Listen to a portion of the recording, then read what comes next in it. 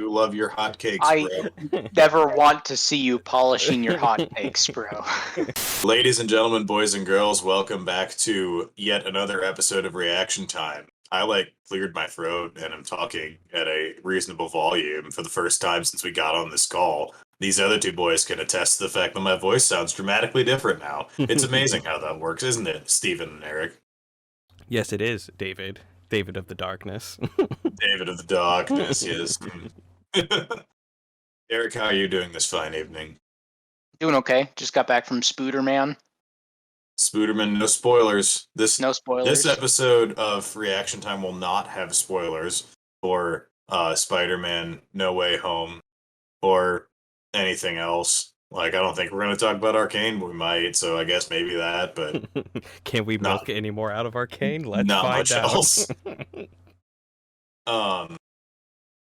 We are going to talk, we're going to talk a couple different things. LCS has a little bit of content for us with the lock-in draft, which we're going to talk about first.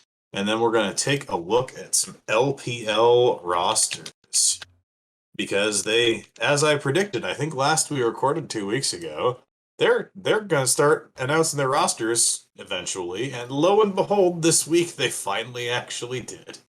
Because I think we have most, if not all, of the rosters of the LPL teams at this point. It's gonna take a little bit of tracking down, but we'll get there.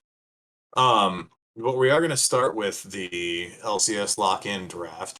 Now, Eric, I'm gonna start with you because right before we recorded, you were explaining how this worked kind of to me, but kind of to the ether. So now I would like you to fully explain to the ether how this draft format worked.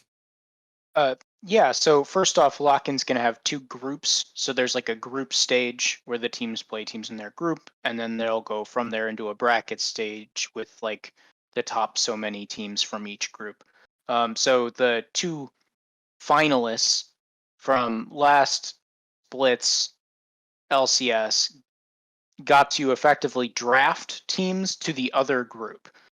So 100 Thieves goes first because they won. So they pick this team that they don't want to have to play in group stage. So they called EG, so kind of signaling them as the third strongest team, to go into Team Liquid's group. And then Team Liquid then said, okay, well, we don't want to play against Cloud9. So then Cloud9 ends up in 100 Thieves' group.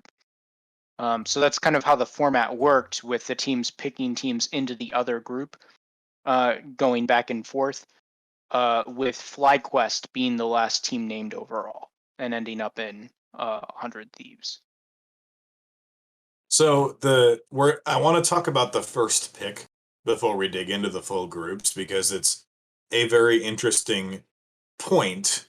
It seems, based on the analysis that we have done and on the popular analysis, that there's somewhat of a top tier to the LCS, which pretty much mirrors how it was last split with 100T, TL, C9, and EG as the predicted top 4 teams in that. This draft mirrored that. 100 Thieves choosing to put EG out of their group instead of C9, I think, is a very interesting choice. Steven, why do you think 100 Thieves essentially chose C9 for their group?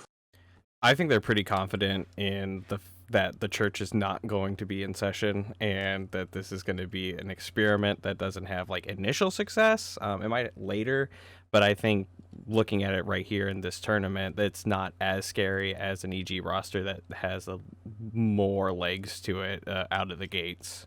My evaluation of that. Eric, what about you? What do you think of this decision? That could be. However, there's a lot of different takes you can take with lock-in stage. One of them might be that you actually want to play stronger teams in groups because that gets you better actual stage experience before going into the regular split. So the whole which teams you pick thing, there's so many objectives teams can have in group stage that it makes things funny. They might think the same thing Steven is, where they feel that that EG is more of a known quantity or like known gameplay, and then they're looking for something that's more unknown in their group. And then I could also see value in that, where you want to play against the teams that are unknowns here to start building some intel and some experience on these rosters before going into the main tournament. So I'm thinking more along the lines of that rather than even like, the actual like how strong these rosters are potentially. Fair enough. As we split to look at the complete group, 100 Thieves ends up with C9, as previously talked about, and TSM, Golden Guardians, and FlyQuest. The order that is read, by nature of the prediction, is the order that you would probably expect this group to finish in. Eric, do you think there will be surprises in the order that this group finishes? TSM versus C9 is actually interesting to me as far as where things end up in the lock-in tournament, because those are the two squads who are non-English primary languages. So like, it's pretty interesting between them as far as how they shake out, because we'll be seeing these LDL players versus these Korean challenger players really getting to face off at some point in group stage, which is going to be bonkers. So that'll be really cool. FlyQuest and Golden Guardians, personally, I think is going to shape out the way it's on the map. But there could be an upset there too in the bottom two, where maybe FlyQuest wins that head-to-head on the backs of like Jose Dioto going up and some of the other changes they made on that roster. If you want a spicy, you could take some optimism for Golden Guardians in that, number one, TSM won wonders. Do we know if they have all their players in the USA with visas? That's valid. We do not know. So that's the thing. Ale might Yes, also I know be in a that similar boat. that's a question for a lot of teams at this point, is if the visas are going to be in okay shape from anywhere, let alone from China. It isn't the tournament like rather early in the year too. Like It starts on January 14th, which is in Yeah. less than a month. yeah, that's like working through the holiday season, like to get that paperwork through. Yeah, and typically though, I have a high degree in confidence for TSM on these visa issues. They seem to be like pretty ahead of the curve in historically when this comes up. I do know that one of the big talking points about visas will come up more in the other group for how these rosters are going to shape up, more to Steven's interests. But Yeah. but it does look like that would be a concern for both TSM and C9 early. I think that the players who are coming over for Golden Guardians and for FlyQuest should have slightly easier times. So like, in locking groups, like this group could be very upset. Like Golden Guardians could be top 2 and make it out of this group. I don't think there's any chance that 100 Thieves doesn't take first spot out of this. Like that is the thing that I would feel most confident in, is 100 Thieves should just walk this group. Yes. Even if they just play tenacity the entire time, which I expect them to do, for the record. Where if we flip over to Group B, which if you haven't been paying attention and haven't done your process of elimination in your head, contains Team Liquid, Evil Geniuses, Immortals, CLG, and Dignitas. It's a pretty top-heavy group in my eyes, boys. Yeah, at the tippy top especially. Well, so this is the group that I have some thoughts about as far as like how these rosters are shaping up, because Team Liquid is pretty reliant on Core having his green card in order for them starting their starting 5 for lock-in tournament. Ooh. And that's even a step beyond just like, can they get a visa? It's is Core JJ going to be native NA in time for the split to start? So we'll have to see how that works out. Oh, you actually need your residential green card to be considered. I thought it was just a They're playtime. they're at the they're I think they have 2 other import players on the roster for Right. this. I thought the import, and this is my ignorance speaking. Like I thought like that was just like Riot deeming you an import, not necessarily like literally like a resident of the country. So how Riot deems if you're an import or not is if you are a resident of the Oh, country. it's not So by splits played or years Correct. played. Okay. Yeah. so So someday yeah, getting his green card last year was huge for 100 Thieves. because Bjerg and Centauran have NA residency. Hansama and Whippo do not, for sure. So Core must have functional NA residency or this roster does not work. Yeah. So they might not be starting 5 in lock-in tournament, depending on how that shapes out. I don't Potentially, remember who our support on Academy is actually. I don't think it would be Core who wouldn't be starting if Hobby Core, they would. it would. Oh, valid. That's true. It would probably be Bwippo, but like we'll have to see. Actually, I don't know if it would be Bwippo because they don't have Yeah, they don't have Jenkins anymore. Jenkins anymore. Yeah. So you know it's interesting.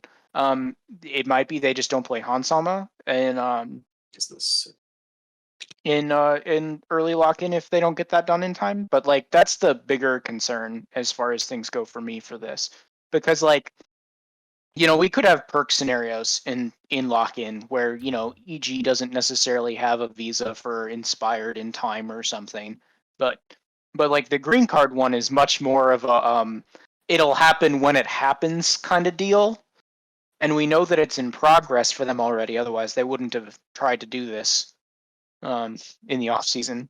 yeah, But they have Yeon and Bradley as their sub ADC and top respectively, who have both played primarily in the amateur scene before this from what it looks like. yeah, because like a lot of their academy talent got eaten up.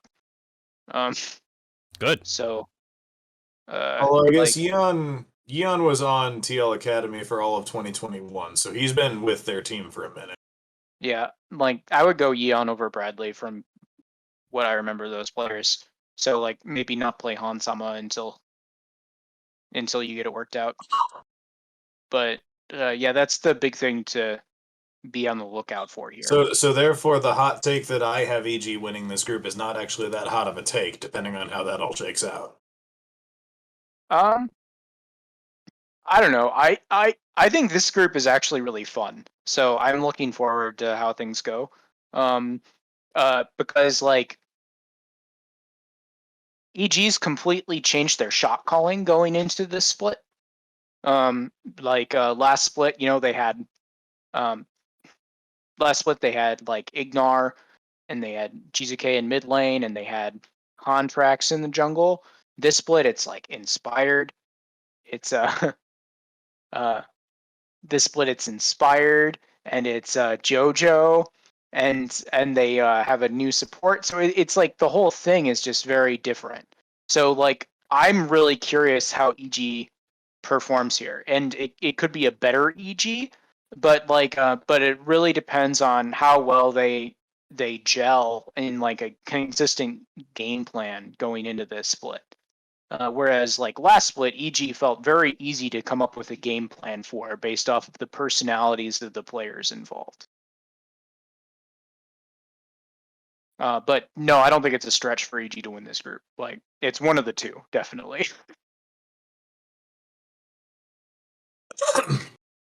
Where down on the bottom side of the tournament, you'd probably feel pretty good about Immortals' chances, and then I think that CLG getting picked not in the bottom two is interesting. Based on their history. I did see that they announced their coaching staff today and have a lot of veteran people in various positions in terms of positional coaching, and in other places I believe Demonte is working as a positional coach for them. Hey, the boy. If I recall the announcement right. It's a lot of familiar looking names. Yeah, so Think Card is the head coach. Apollo and Demonte as positional coaches, both longtime LCS veterans.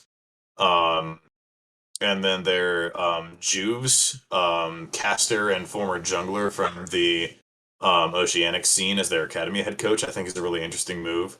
So it's a lot of people who have been in the scene a very long time in various roles. So it was good to see that maybe they've got actually some functional support staff in, which would be great. I think that bringing in Think Card was the right move, and then the follow up staff that Think Card, I'm assuming, has helped them assemble is actually people who know what they're doing. So like unlike um, prior attempts at doing stuff like this, which have led to a lot of lackluster acquisitions and support staff, this one feels solid. And if I was looking for people for positional coaching, I'd be looking for people like Apollo and Demonte, who were very good at game sense, map play, and positioning, and maybe were just weak mechanically. Because like by doing that, you're finding people who can help like people with better hands figure out the parts of the game that they might be struggling with. Well, and particularly with a very young roster, which Yeah. CLG did commit to this year. Like if you think Apollo as a longtime ADC, Luger and Poom as that bot lane who have a little bit of experience with 100T at the top level, but not much. Palafox in mid lane has Some splits. a couple splits now of playing at the highest level, but still like Demonte has played at Worlds. Yeah. Like it's a different level of experience. So those two for the positions that they're working with, I think are really, really solid moves to support that roster. So if there's any optimism to be had about CLG, the moves that was just announced today, I think could be something to look at as a good looking idea. If I was the CLG coaching staff, I'd look for 2 wins in group stage. And if you get more than 2 wins, that's just gravy. Like that's really proving that this roster you built for trying out new talent has legs, and that you're setting yourself up really good for next split and next year with this rebuild, which is huge because they went full in on um, not necessarily NA native, but NA scene young talent imports for building this for building this roster out, and it's sick. Like so I'm really excited to see how they shape up, especially against this Immortal squad and this Dignitas squad in this group. Prediction time. I know we're a ways out, so we'll probably revisit this and see if our minds change in about 4 weeks. But 8 of the 10 teams get out. It's like summer split in that regard. So you only have 2 teams who don't make it out of the group stage. Agree or disagree? FlyQuest and Dignitas are the 2 teams that do not make it out. I still think that CLG is going to have a rough time, honestly. But I agree with that. Those are the 2 that are on paper going to be the ones not making it out. We'll have to see how it goes. Like CLG could be pretty lackluster in this group, but 2 wins is enough to confirm top 4. So it's like that's another way to think about it when we talk about who's getting out or who's not. FlyQuest to me has a much harder road for getting out. Like it seems pretty low odds. I think they also rebuilt their coaching staff from last tragic year, but like, but I have less confidence in who they've picked up and what the strategy is in a lot of ways than what I've seen with Dig. I have no confidence in Dignitas. None. 0. I think they're going to be bad. Yeah. It's so my only like call out on that is like the question mark I have with Dig and with Blue and this NHron roster, because they hired the coach who brought in the players, and is like, is this Enetron roster going to be like Gyoto's original Immortals roster from when he came over with Xerxes and Revenge, who didn't do great, but you know, were not terrible. And or is this going to be like the Immortals Ica roster? I think it was Immortals with Ica when that happened, when that was a different French coach who came over, and that roster completely fell apart and didn't achieve anything. And it's like we're on the spectrum of this like roster built by a EU coach by observing talent patterns does this fall into, and it's you know, it's definitely a low confidence scenario, but there's a degree of that, and it's like, how many ERL teams do you think are better than CLG is like another question that you can ask yourself, and if the answer is, you know, a decent amount of the LFL, then I would put Dignitas above CLG in some of these games.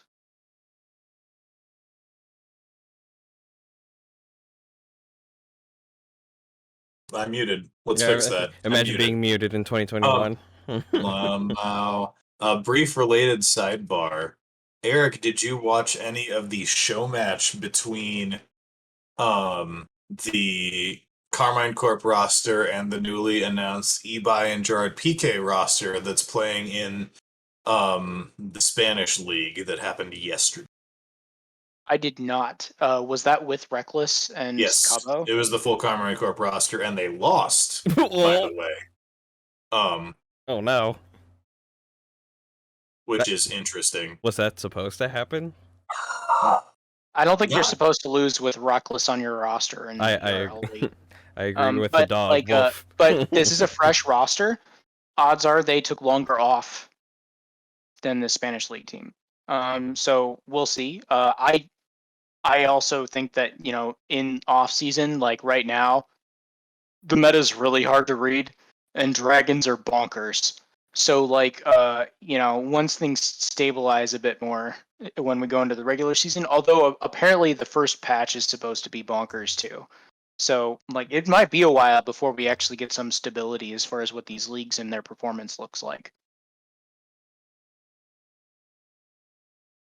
And like it's the KOI roster had a couple of at least somewhat familiar names. Hatrix is one I was familiar with, who had a very nice Oriana. Or was Hatrix playing for? Let me remember so I don't say this wrong. Yeah, Hatrix is playing for KOI in the mid lane. It's SLT who had played with For Vitality for a while. Yep, Yeah. SLT, Koldo, Hatrix, Rafita, and Seaz is the roster. Who, like, SLT and Hatrix, I've heard of both of. Yeah, they've both been fringe LEC caliber for a while. And Seaz is pretty good too, I'm pretty sure. But like, so it's a strong roster of ERL players primarily versus Cabo and Reckless. Yeah. We'll see how things go. Like, Carmine also has a new jungler, I believe, going into this split because their jungler got boosted. Like, this is you know, and so when you're playing with a new jungler and Cabashard on your team, like, I expect them to be a little bit of a growing pain scenario here. 113 was the jungler that they pulled out, who is Turkish originally, played for Giants in Summer ERL. Yeah. So like, I expect them to have some growing pains. And like, so I don't. But basically, this Carmine Corp roster, would this Carmine Corp roster finish 5th in LCS? Ooh, wow, that's a good question. I don't think so. I think it would be at least. I think it would be, well, maybe 7-5. I'd put them in the 7-5 range. I was gonna say, like, are they better than, pick your selection of TSM, Immortals, Golden Guardians? And like, I don't think they're better than Golden Guardians. It's weird that Golden Guardians is the team I'm confident in saying that Carmine Corp is not better than, but like, But like, I don't think they're better than Golden Guardians, and so the other two are more question marks. How things shape up. Valid. So there you have it. That's some lock-in knowledge locked in for you. We're gonna do the big brain move, and we're gonna do the plug mid show. Steven, do the Hey, plug. we're doing it right. You should buy some funky merch from the funky store. You can have a cool shirt. It's a little late to be buying Christmas gifts. But you could try. It might show up in time. But you're gonna get Christmas money, so you should spend it at the funky store, and you can have some great shirts to wear. There's also some long sleeves on there, because it's a little chilly out in a lot of areas. So you should go to the funky store and buy some merch. It'll do you good. It'll cure what ails you. There you have it. All right, let's talk China. So we have some of the LPL rosters out here. We have one big one that is the big one that is being talked about. The Billy Super Team. It's happening. is the big one that's on people's list. So Billy played last split. They had a decent roster. Aiming and PP God in the bot lane was probably their most notable thing. They didn't play that well. I don't even think they made playoffs last summer. They drop everybody except their jungler Weiwei. They take Breathe from Team WE. They take Crisp from FPX. They take Doggo from PSG Talon. They I take knew a Fofo thing. from Rare Atom to make a roster, and then they unretired Uzi. the god. So they have Uzi and Doggo in the bot lane. Fofo, who I thought was very notably part of Rare Atom's success over last year. Breathe, who was really good for Team WE last year. Like, this is a very, very, very good team right off the jump, if it can gel. Eric, what do you think about this roster, knowing all these players? I think they're guaranteed a decent seed in playoffs. I don't know how far they'll go because there's a lot of roster movements going on still, but like, I think they're guaranteed a decent seed in playoffs, which is impressive at this point in the year, just like off of the strength of everything else. But like, it is strange. I'm guessing they signed Doggo with Uzi so that they have a backup for Uzi and health reasons. But also, if Doggo flops, they have Uzi. So it's like, their most vulnerable spot is also the two strongest players on this roster. So that's really a funny place to be in. I hope they have a good backup support they can play, because Crisp is like occasionally like fallen off. So maybe support is like their weakest role. However, these are also the strongest laners that Crisp has ever gotten to work with. So we'll see how it shapes up. But it is a very strong roster, and it's nice for Weiwei to have winning solo lanes again. How many teams are running in the LPL this split? 17. That's wild. And they're not franchised, or are they? Oh, they are hella franchised. Okay, that's what I thought. Franchised, but they're still adding more spots. Yeah, that's wild. Because teams are buying in. Like, this isn't LCS where it's like good luck convincing somebody to pay X million for a spot and convincing the current owners to allow someone to buy in. In LPL, it's a different can of worms. Teams also have home cities, so like that also is like a big factor, and they like have huge sellout arena attendance when they are in town. So the dream. yeah, it's very different as far as the ecosystem looks. One of the other things to just be aware of, though, with like LPL franchises and ownership is that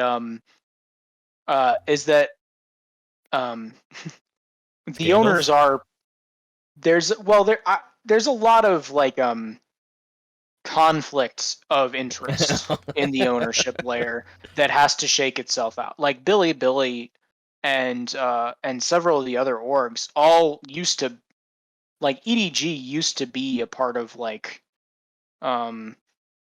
shoot, I'm trying to remember how all of it shook out, but like several of these orgs were all just WE originally, and then like the owner like acquired more teams, which made it in, and then they were like, look, you can't own Oh, both teams. you're not So then- Jack. We can't so allow then you need this. So then you need to like and only it was like worse than because like Jack was like the team got promoted in, right?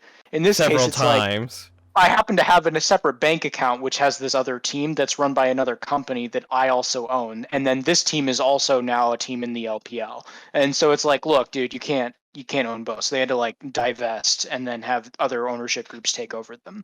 So it's always interesting to see how they play out. There's a lot more, like you said, scandal, and I wouldn't necessarily call it scandal. It's just there's a lot more like, Sketch. action, soap opera Sure, stuff that okay. happens high up over there. Second roster I want to call to your attention is a roster that went to Worlds this year in LNG.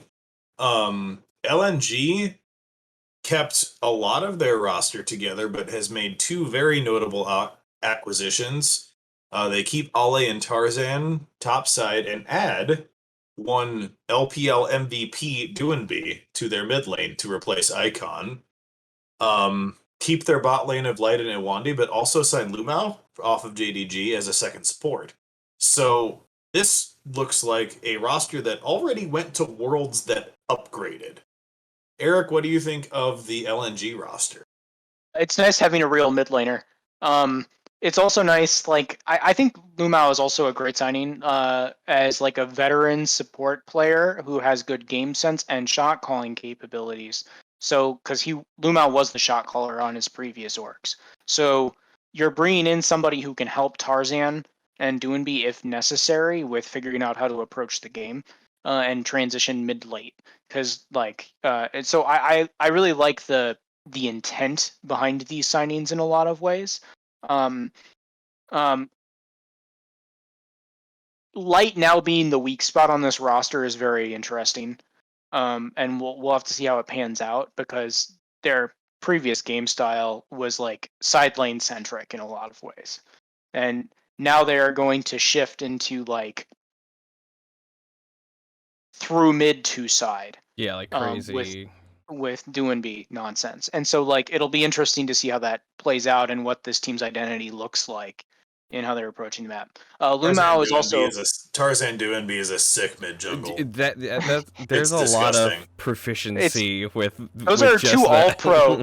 Those are two all pro like people from last split for their roles. Like you have the all pro jungler and the all pro mid laner on this team. Like the thing hovering over all of this is I don't think EDG, the world champions, are changing anything. So like you have EDG here as the king, but like I think there's a decent chance that LNG is top 2 with the roster they've put together with the upgrades that they've made, and that's very interesting. This also is contributed to, of course, by the fact that FPX, another one of the organizations that made it to Worlds this year, has completely fallen apart. They have gotten rid of most of their roster at this point. They did the basically only notable Korean import that an LPL team has done thus far in signing Gory to replace Duanby in the mid lane off of Nongshim Red Force from the LCK, who had a very interesting split for a Nongshim team that was not very far from making Worlds on their own merit. So I think that's a interesting signing to try and rebuild your future around, but you have to imagine that FPX is going to take a significant step back this split. Yeah. Yes. Just straight up. But I do like I think LNG like really building like a force to like execute at the top tier is wild to see, because like Tarzan being unlocked with a competent mid laner, as you said earlier, was that's something that I would love to analyze and really look through, assuming it doesn't implode for some cockamamie reason. Another one to call to attention is God bless RNG, the fourth of the LPL's world teams. Xiaohu decided to. He won his one international tournament as a top laner, and now we're going back to mid lane. RNG signed Bin from Suning. Suning, who are now Weibo Gaming, to play in the top lane. And Xiaohu decided, no, Cry and you suck. I'm going back to my lane. So Xiaohu's back in mid lane. Bin's playing the top lane, and they keep Wei Gala and Ming. Seems good. Clear upgrades in 2 lanes, if I'm being pretty By honest. only buying one player because you have Xiaohu, I guess. They can also continue to play around topside if they so choose, only now with a real mid laner, which is an upside. Because like you can still play around Bin. He won't be playing like Cinder top as much, but he plays a Ming Jax and a Ming Camille and a Ming Gangplank. And all of those are champions. Well, and in top lane. So now also all of those picks are flex picks for your team. Congratulations. I think this is a good meta for that being the flex too, as opposed to the mage being the flex. Isn't we'll see how itemization shows a up. similar pool to that with the Camille Jax gameplay? That I was talking about Ben. Oh, I thought you were talking about who could be anyone. I think he should have gone for the Chad move and just gotten a third role under his belt. Oh, Xiaohu moves to like jungle next or something. Yes. Wei's a very strong jungler though. For so sure. I would not have advocated for that decision as far as things go. Another roster that we probably shouldn't forget about. There was a long period of time in the last couple of years where we talked about Top Esports as the best team in the world, and Knight as the best player in the world. He's still there playing for Top Esports, and they also did some investing of their own. They dropped 369 from the top lane and add Zoom from JDG, who is really, really good at the game of League of Legends. And add Chen, formerly of FPX, to the jungle instead of Karsa, who has departed as well. Wait, so Jesus, I thought you meant like died. Sorry. No, we'll get to Karsa because I like the roster that Karsa's gone to too as a start. They also signed Zhao Peng from TT. From Thundertalk, yeah. Yeah. Who's pretty good too. So like they have, and which is a good decision because Tion has health issues. So like they made sure to pick up a backup. Yeah. So you've like that top side is dirty. I still have question marks about how this team shot calls because I could see this still just being Top Esports. They did sign a new head coach, so maybe, but I don't think you change Jackie Love. I think that this is still going to be the Jackie Love team, unless they change out bot lane, which they could. This is LPL; they have a lot of player options, but like I don't know. I still question if this team like actually decides to have their brains on and pick ban. Yep. That's about it. And the other two I wanted to touch on were the grand returns. First of all, we noted PP God earlier. PP God is making his grand return to V5, and he's bringing Karsa with him. So we only have 3 of the 5 roles filled on this V5 roster. We've got bot lane and jungle. So there's still some roles to fill, but it's an interesting foundation to build on here. Unless they pick up like who's available, Cryin or Cryan's not taking on another org. Okay. Cryin is playing for Ultra Prime, who I think are going to be terrible. Oh, they look awful. I feel really bad for Kellen and Elk because Elk is pretty good. It's like I don't understand how they built this team. And also like TT signed Puff and Southwind, who are actively bad. Also. Yeah.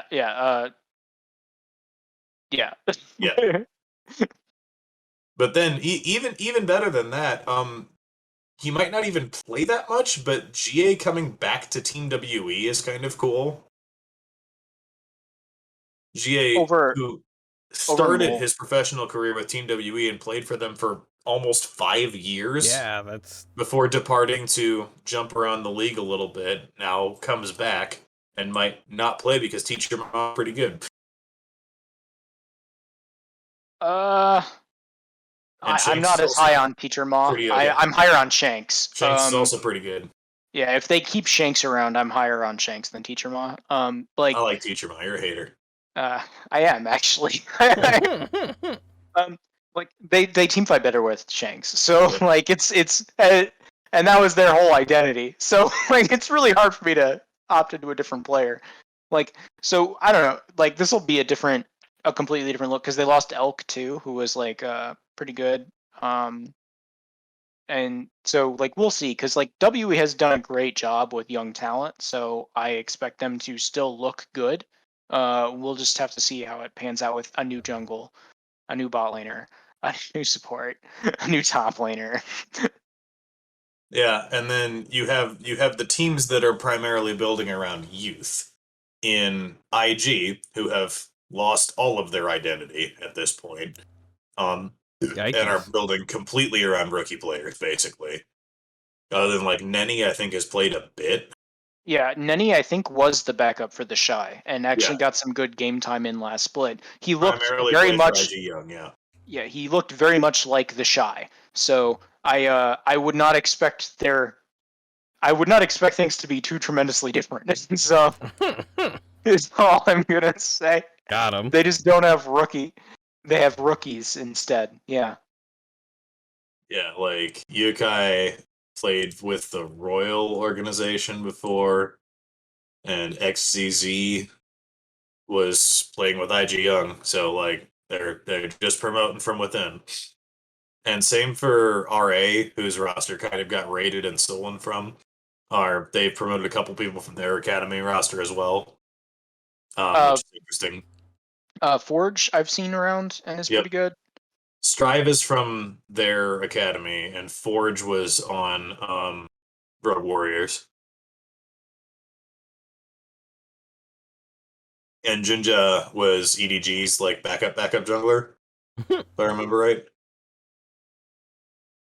So like they've got a couple people that have been around, but not anybody that's been like major playing time. Yeah. OMG got rated yet again as like the talent farm of the LPL. So like so now they've signed Makuya just to convince people not to steal their top laner for like another year in a row. They kept Krem, which is somewhat surprising. Yeah. For now. But like Eric is gone. Eric is starting on like another team. Good job. Yeah, right. You're doing it. I'm hyped for I'm hyped for LGD with Eric in the game. Jinja's gonna watch Jinja play over him every game. Yeah, basically. And then Weibo Gaming, who are a new but not new org. They're Suning. They just got bought. Keep basically the whole team together. They re-add Sword Art, I think. Yeah. Which, you know, we tried. It do be Keep like that. SOFM, keep Angel, keep Wanfeng, and add the Shy. Which current year the Shy we'll see, but I don't know. What do you think about the Shy on this new Weibo roster? I actually really like it. And it largely boils down to the fact that this is an all-in team. He can do his. No one on this team backs off. They go all in every time, every lane. There is no retreat. So you know, what's the worst thing that happens? They coin flip a few too many times. Come on. So they're the team you want to see play last year's Fnatic team. Yeah. Because there'll be 30 kills. Very quickly. Like 20 minutes. Yeah. Like almost impossibly high numbers, yes. Yeah. So it'll be fun. They are the LPL team of all the LPL teams. They will be great to watch. And and Sword Art coming back is really good for this team because it was very clear after he left that without Sword Art, they had no clue what they were doing on the Rift. Absolutely none. On is less good.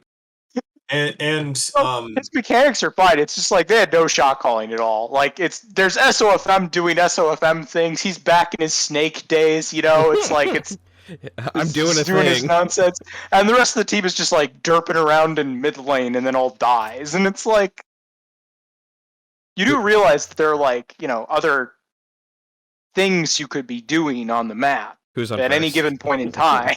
you know. and while you are if you are interested in watching any of these teams, you can do so literally right this second, because Demacia Cup 2021 started 45 minutes ago. Spice. We're recording this on Thursday night. There is an English co-stream cast with the actual LPL casting team this year, which is a tremendous upgrade from 6 years ago when I was the English broadcast for the Demacia Cup. True fact. Got him. It's From our living room. like 500 followers on Twitch. Got him. Yeah, it's an upgrade to have the actual broadcast team. Let's be serious. Aw. You just need to get out of your fletchling years. Come on.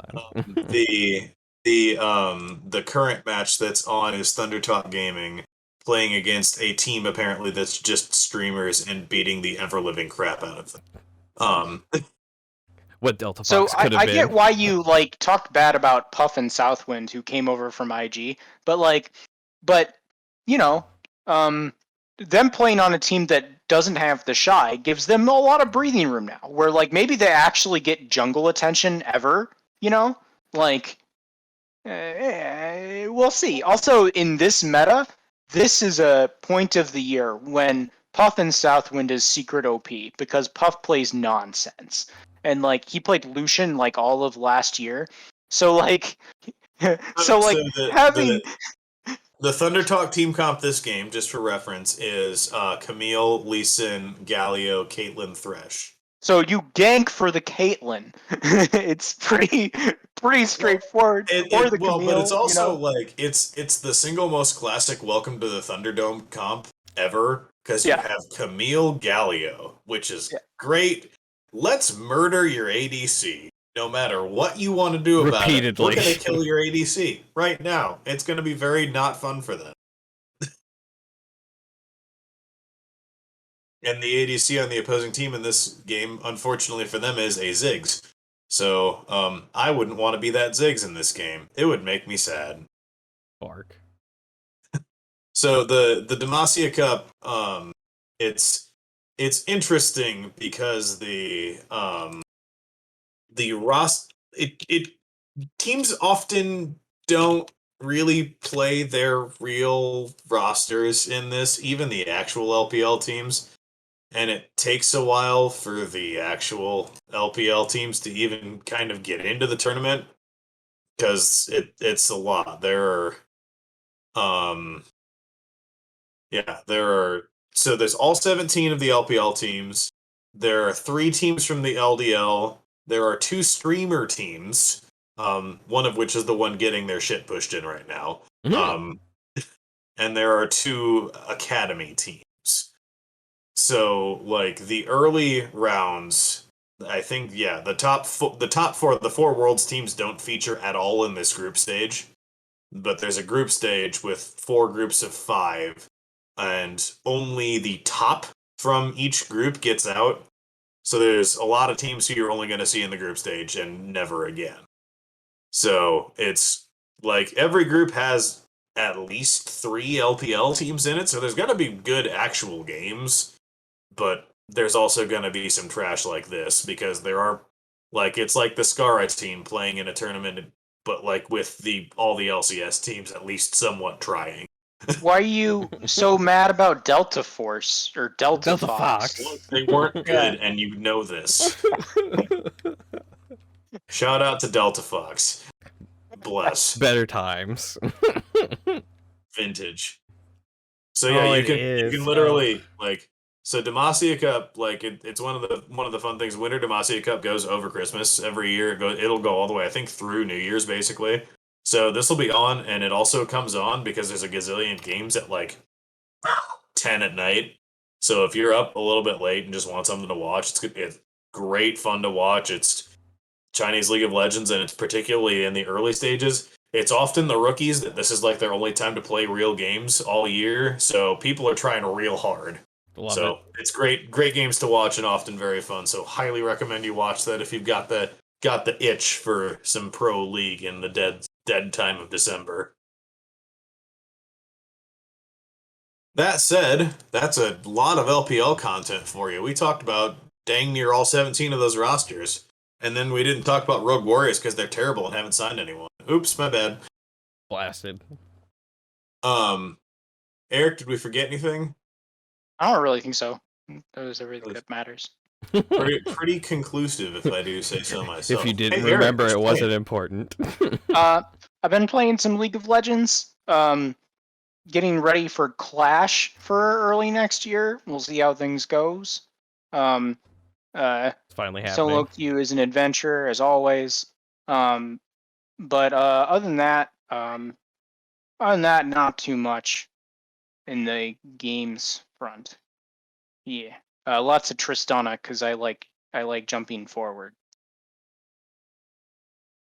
Steven, what you been playing? I haven't been playing too much. I did open Diamond, and I got through the first 4 gyms pretty quick. So that's been probably one of the best ports I've seen of a DS game to a Switch. So How many DS to Switch ports have you I seen? don't think there's I can with confidence say that it is the best Switch port of a DS game. You think? Yeah, but no, I think it's a really great job. Like, kudos to Ilka for picking up a franchise that is it would be hard to pick up, and I think they did a great job making it really fun for a boomer that played it on the DS. I've also been a good little Christmas elf. I've been making a lot of gifts for people, so that's been eating up my time as we're cranking down into the wire. I have been playing some of several things. I am at the Elite Four in my Pokemon Shining Pearl, but have not finished it yet because I've been reconfiguring my team a little bit at the point of peak decision and working on getting my Pokédex completed, which I'm doing the very last steps of right now. I've also finished the entirety of the new Final Fantasy XIV expansion story already. Got him. And I even have found time to play just a little bit of League of Legends and Teamfight Tactics. Wow, look at you just. Albeit, I have only I've only been playing bot games on the Rift just to get my fingers going, but I've been trying to figure out some Vex. So I've played a few games of Vex now, just trying to figure out what's going where, how the kit goes together, and all that. I still am not actually sure what skill order I'm doing, even. So like, she's pretty fun to play, but there's a lot yet to be figured out before I'm taking it into any kind of real game. And then I've been playing a lot of playing more TFT than anything else because I can play TFT and take care of a baby at the same time. I cannot play Rift and take care of a baby at the same time. Do you play mobile or desktop? Both. Nice. Shows you that David's not a support main. I don't play Yumi. Yumi is a cancer. You're right. You're not gonna stoop that low. No, I just play.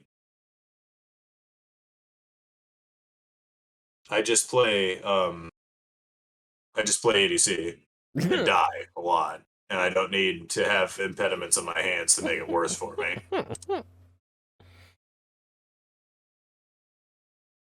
So, yeah, there you have it. It's a lot of chat about a lot of things. We did the stuff. So we will be back sometime. Soonish. I mean, sometime. We might get you one more before the new year, or we might not, and we might just be back right before lock-in happens. But if we're not, lock-in happens on January 14th, which is 4 weeks from tomorrow. So we'll be back before that, but Christmas, New Year's, all that. Yeah, but We'll there'll do be it other our recording schedule. content. There's always the poser series and all those videos that'll be Consume coming out. content. Watch the videos, like, subscribe, do the tricks, and enjoy your holidays.